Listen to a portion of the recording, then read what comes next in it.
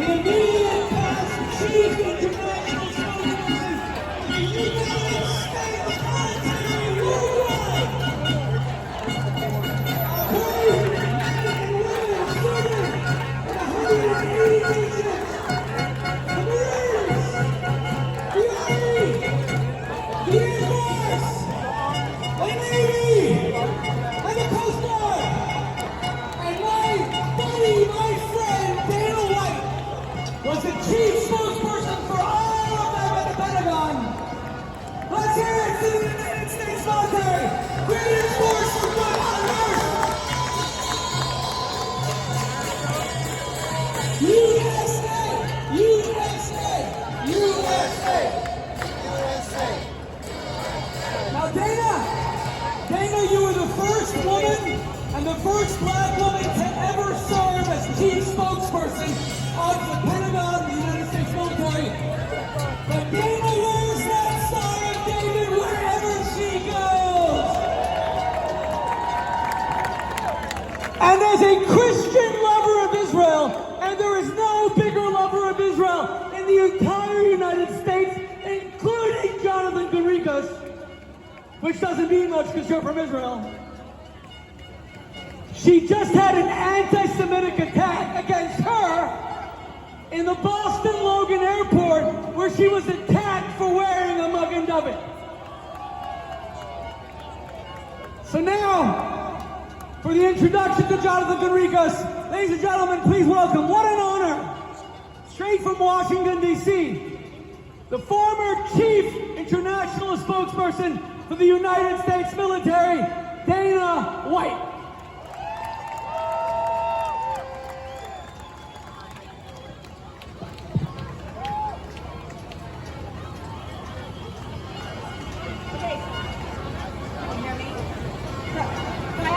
That was quite an introduction because when everybody says Dana White, I think the protest. Oh, you can't hear it? Well, we have an incident, that's the way it goes. Because these people don't just hate Israel. When I said the U.S. military, that's when they bounced. They hate America, so we apologize. We'll give it 1 minute.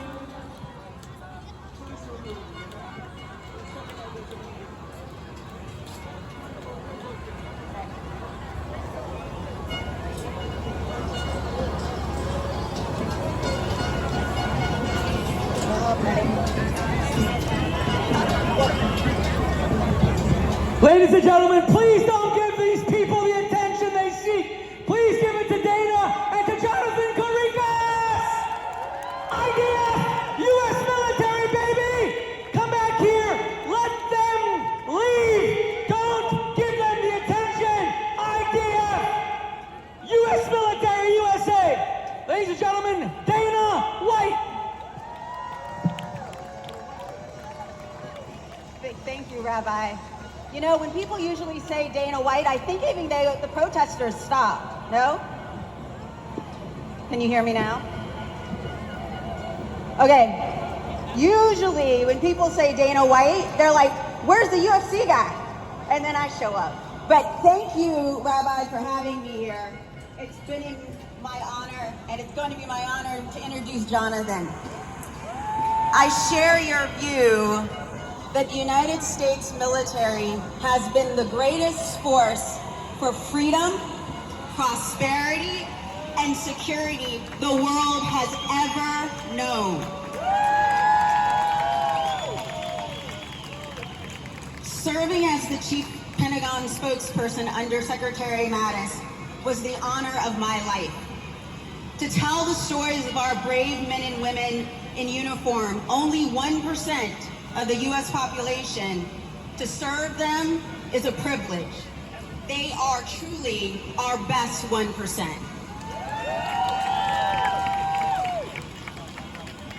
And I want to give a shout out to the New York PD because I also know that a lot of them are former military and I appreciate their service and what they're doing every day.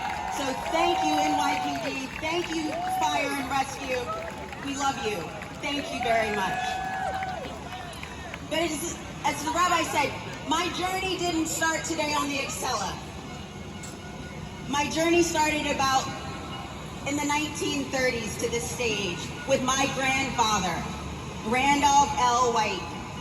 He was born in 1896 in Virginia, on the same plantation, along the same owners who enslaved his grandparents. My grandfather was a teenager when he left Virginia for Ohio to earn his high school diploma, because at the time, Virginia did not educate blacks past 8th grade. My grandfather went on to serve in the U.S. Army, in the 9th Cavalry, a Buffalo soldier. After working a few jobs, from a field hand to a porter, he returned to Charlottesville, Virginia, and got a job as a janitor at the University of Virginia Hospital. And there he struck up a friendship that would have a lasting impact on multiple generations. His name was Dr. William Goodwin, and he was the head of the University of Virginia Hospital. Now we have to remember this was the 1930s, so Dr. Goodwin wasn't necessarily loud about his Jewish heritage. But my grandfather always referred to him fondly and knew that he was Jewish. I imagine they became friends over sharing old soldier stories, because Dr. Goodwin had also served in the U.S. Army as a lieutenant colonel. And he learned of my grandfather's service, and that he earned his high school diploma, and Dr. Goodwin promoted my grandfather. He promoted him to the head of housekeeping, which meant that he was responsible for hiring all the maids, all the cooks, all the janitors, all the orderlies for a University of Virginia hospital, which meant most blacks in Charlottesville owed their first job to my grandfather. Sadly, Dr. Goodwin would never see how much my grandfather would accomplish and what his single decision started. He died of a heart attack suddenly in 1937. But my grandfather went on to lead another department at the university, the respiratory therapy department, invented a special valve and sold the patent to the U.S. Navy. And he went on to be the publisher of the Charlottesville Albemarle Tribune, and he ran it for over 50 years, and it was the oldest black-run newspaper in Virginia. My grandfather was a firm believer in education, and he sent my father to Howard University, where he met my mother and married. And I stand here before you in large part thanks to the decision of a Jewish doctor nearly 100 years ago. When the rabbi asked me to come and speak, in addition to introducing Jonathan, who really needs no introduction because we see him all the time. I've seen him like 4 times just today. I wanted to do 3 things. One, I wanted to honor all Americans past and present who wear our nation's flag. Thank you. And our allies, our strongest allies in the Middle East, the Israeli Defense Forces, who fight every day for our rights, our principles, and most of all, for our Judeo-Christian values. Number 2, I'm also here to pay tribute to all of you. As a black, God-fearing, Jesus-loving Christian, I want to say thank you for being you. Thank you for being who you are. What I've always admired about Judaism is that its ethos to make the world better. In my community, we often talk about giving back and bringing people along, and that's great. But you see, within this community, there's this desire to give forward. You see, Dr. Goodwin, he didn't help my grandfather. My grandfather was smart. He earned his diploma. He'd served his country. Dr. Goodwin didn't help my grandfather. He recognized my grandfather. He saw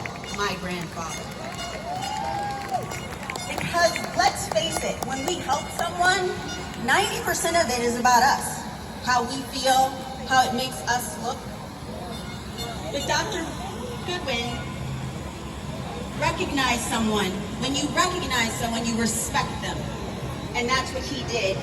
And as a result, my grandfather's granddaughter became the first Black spokesperson of the United States military.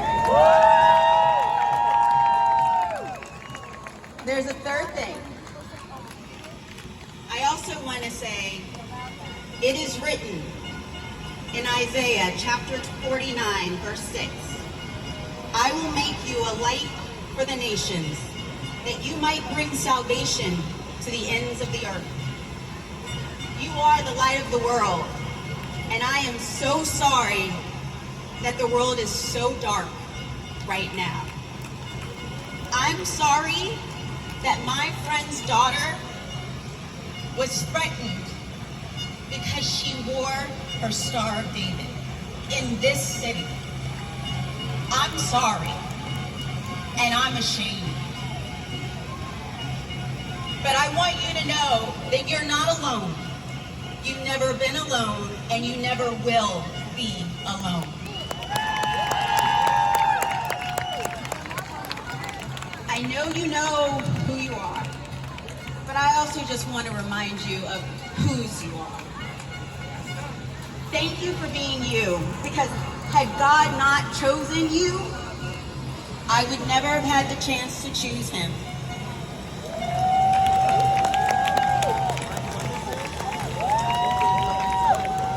Israel remains a beacon of hope, freedom, and prosperity in a region hostile to our shared values.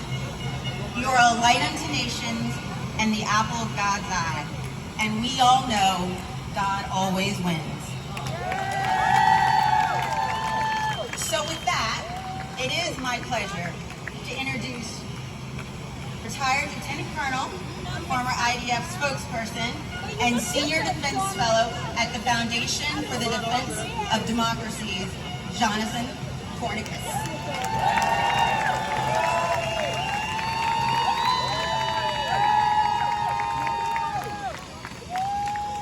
Let's hear it from Dana White!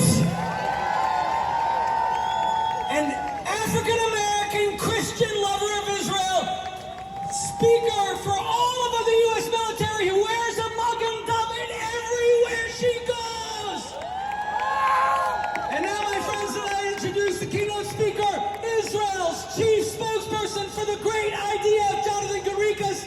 Let me first give one giant thank you to those who protect us here at home, the CSS, the Community Security Services. They're protecting Jonathan, me. I think I need it. I'm not as big, as tall, as strong as this guy is. And of course to the NYPD. And I'm asking all of the people who are with us, please get off the wall. We are not here to respond. We are not here to provoke. We are here to celebrate Israel. We are celebrating the light, not fighting the darkness.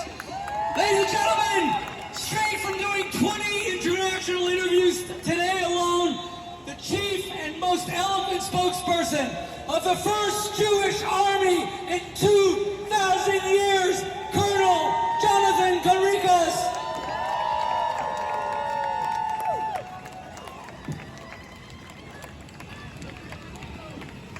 Shalom.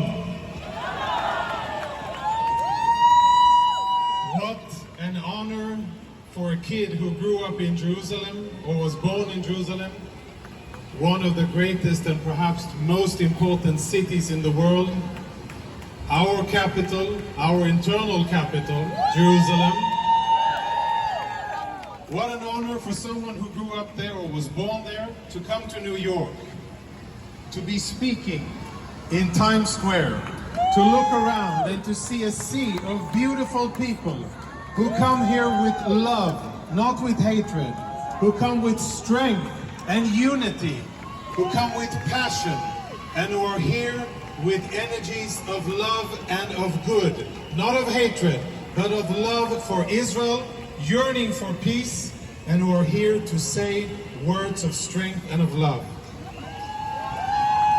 I want to start by thanking Rabbi Boteach for organizing this event, Rabbi Boteach's staff, Gabi, who has been working tirelessly behind the scenes. And I want to thank the men and women of the NYPD for keeping us safe and for allowing us to be here in this beautiful city that was built also with Jewish sweat and toil, that became so great with Jewish actions.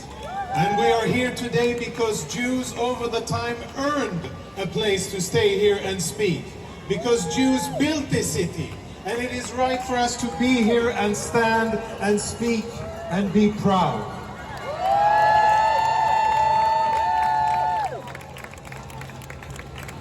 New York is a city that symbolizes imagination, that symbolizes creativity, that symbolizes initiative and action.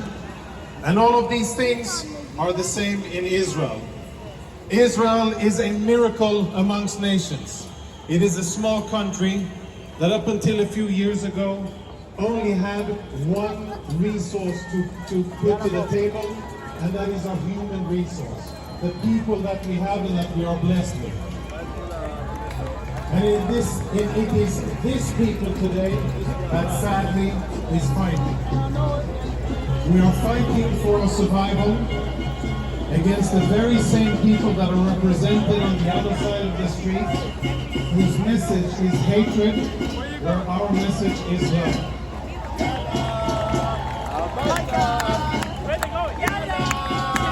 And what we are here to say today is that just as the brave men and women of the IDF who are fighting, as we stand here in New York City, in Times Square, they are fighting to keep Israel safe. What we are saying is that we are fighting here to preserve our way of life and to be proud where we live. We are not going to allow them to tell us what clothes to wear. We're not going to allow them to tell us which jewelry to have. And we're not going to allow them to dictate to us if we go to school or if we don't. Which school we send our kids, and we're not going to allow them to say and dominate the American campuses or the American streets.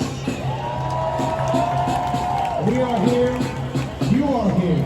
I'm not an American, but you are here as proud American patriots who claim to be proud and free and safe in your country. Now, I just came from Israel a few days ago, and the situation in Israel is not an easy one. The people are fighting, and the burden of fighting is heavy. Israel is fighting on 7 fronts simultaneously. We're fighting different faces of one enemy. Different people that are being used by a cynical, tyrannic regime, by a regime that has no love for their own people and no respect for human life, and that is the evil Iranian regime. And we are fighting a war that we did not start and we did not want. It was forced upon us by these savages on October the 7th, when they came across into Israel, murdered our men, our women, our children, our elderly, our Holocaust survivors, when they did some of the most atrocious things that only are remembered in the Holocaust or in horrible movies presented by ISIS. And every day that went by, they were fighting in international media, we have been bombarded with relentless questions and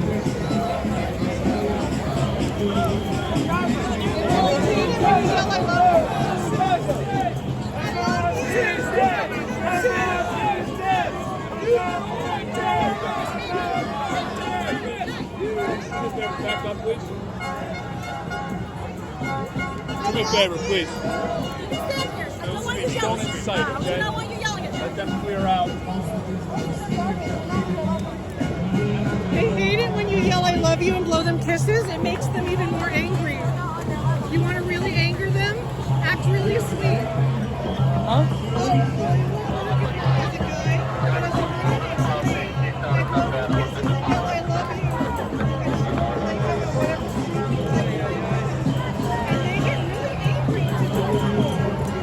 too.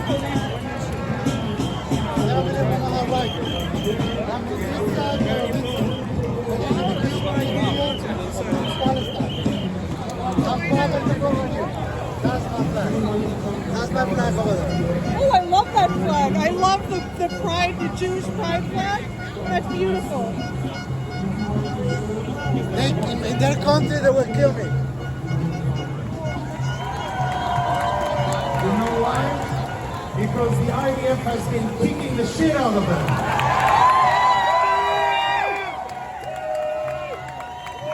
That is what the IDF has been doing. Despite relentless pressure against Israel, despite so many countries of the world teaming up against Israel, instead of supporting us, they're limiting our ability to defend ourselves. Despite all that, the IDF keeps its eye on the goal, and they are fighting, and they are winning. God bless them. God bless. IDF! IDF! IDF! IDF! IDF! IDF! Now, it has taken longer than what we wanted. 10 months of fighting is a very long time. 10 months of captivity for our 150 remaining hostages is 10 months too long. And every day that goes by, our people suffer. Our brothers and sisters from northern Israel who have been evacuated from their homes, pushed away by Hezbollah rockets and missiles, and are now being forced to resettle, not in their homes, because they are killed and fired upon by Hezbollah, are suffering. Yes. Our regular service soldiers, some of them represented here by our brave friends who came back from service. Yes. Give them a hand.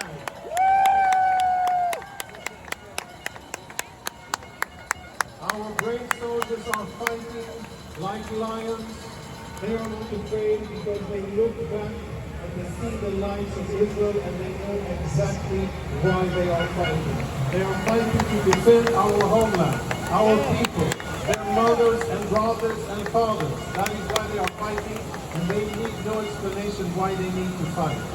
So it is difficult, and they're fighting, and they will continue to fight.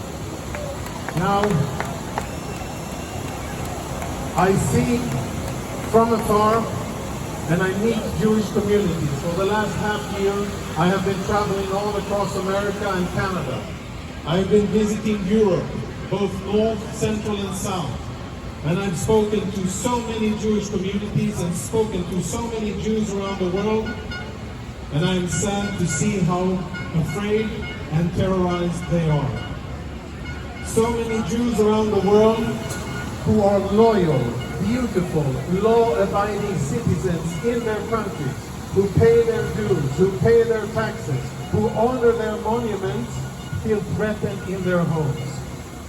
And this is something that we cannot tolerate. And when Rabbi Shmuley told me, come to New York City and let's do a rally to support Israel in the center of what has become the epicenter of anti-Semitism, I said yes. We come here and we fight back. And we take a stand and we say, no, we are small in numbers, but we are great in faith. We are small in numbers, but we are mighty and we are proud. And we are not going to let you to take America's streets. And we are not going to let you to take American campuses. And we will not be bullied and we will not be cowered into submission. Because we are proud and we are Jews. And that is why I came here today. To bring you some love and strength and chutzpah and belief and faith straight from Israel. Now I see hatred on American campuses. I see people who live in America who were brought up in the comfort and prosperity that freedom and democracy give them, and they come to rallies, they desecrate American monuments, they espouse and provide support for Hamas and Hezbollah, they wave their banners and they chant their genocidal slogans aimed at Israel, and they think that they are on the right side of history. But let me tell you something. They are on the wrong side of history, they are fools and they are misled, and they will be defeated.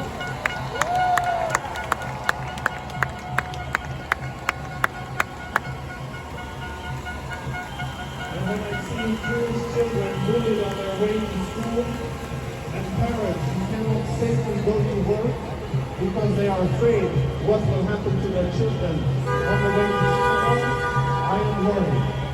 I am concerned that we need to protect ourselves and arm ourselves and fight in order to lead our normal lives.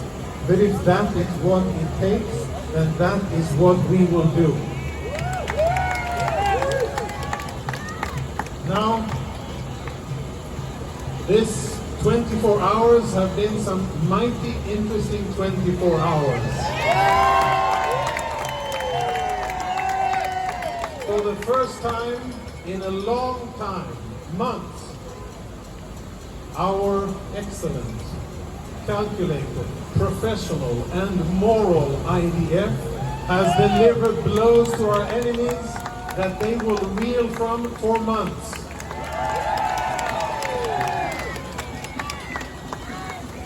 And what the IDF has done over less than 24 hours is to deal maybe a devastating, but definitely a strong blow against 3 of our enemies. Not 1, not 2, but 3 of our enemies.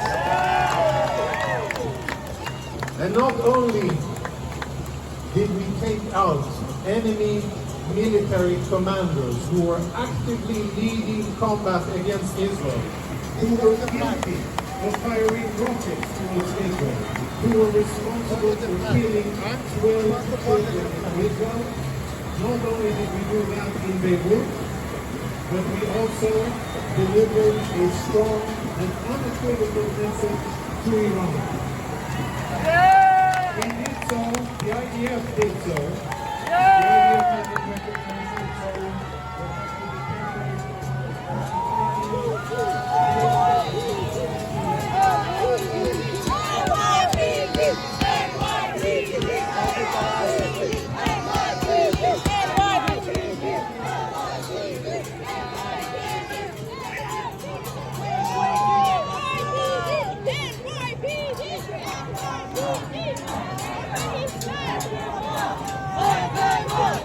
Let's go!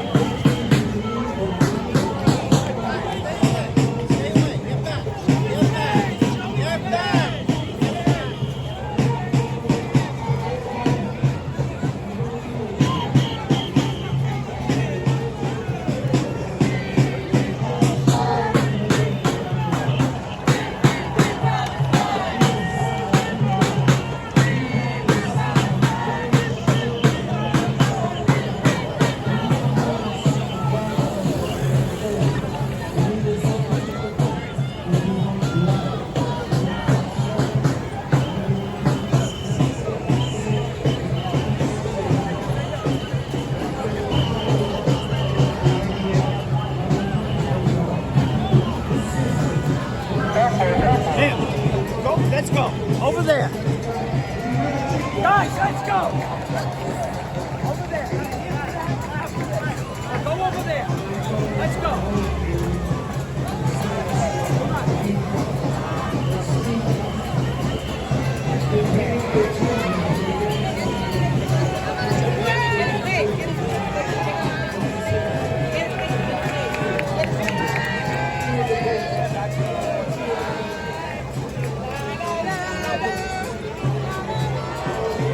Back up one step here.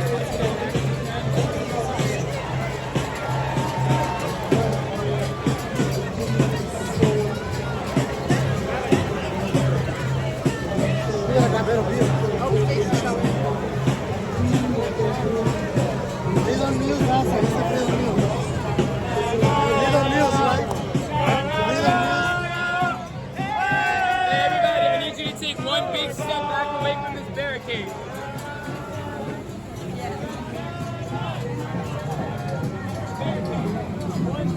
This guy's getting in the truck and they arrested the guy.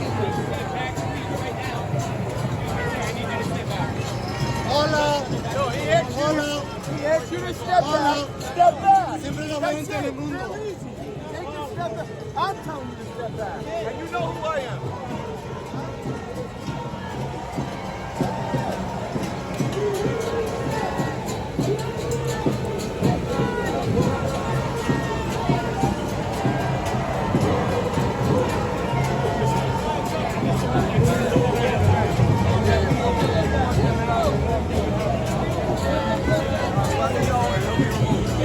I'll give him another shot, but appreciate it.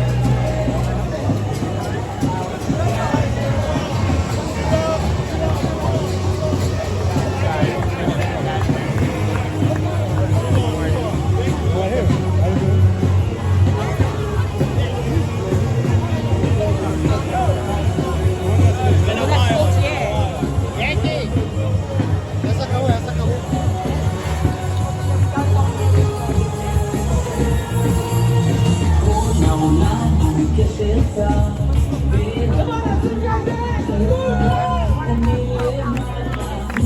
I don't see anybody dancing!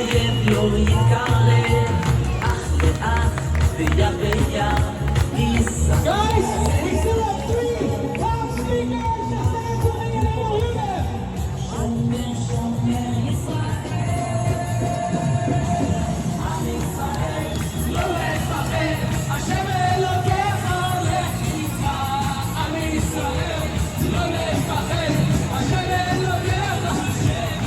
Let's see if I can get my 2 daughters to dance with me!